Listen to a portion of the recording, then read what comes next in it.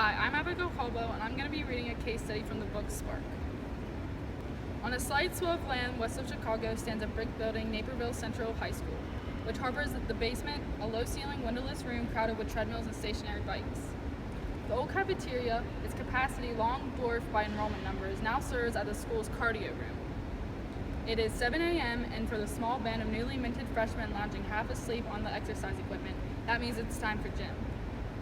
A trim young physical education teacher named Neil Duncan lays out the morning assignment. Okay, once you're done with your warm-up, we're going to head out to the track and run the mile, he says. Presenting a black satchel full of chest straps and digital watches, heart rate monitors of the type used by avid athletes to gauge their physical exertion. Every time you go around the track, hit the red button. What that's going to do, it's going to give you a split. It's going to tell you this is how fast I did my first lap, second lap, and third lap. On the fourth and final lap, which will be just as fast as you do it right, he says, pausing to survey sleepy charges, you hit the blue button, okay? And that'll stop your watch. Your goal is, well, try to run your fastest mile.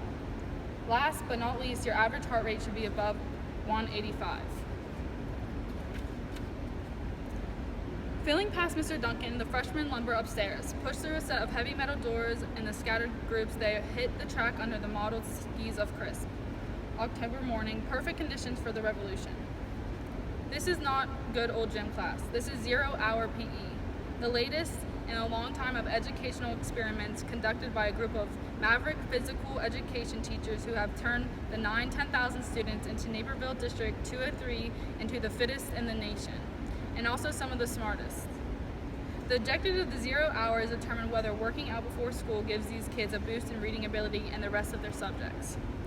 The notion that it might is supported by emerging research showing that physical activity sparks biological changes that encourage brain cells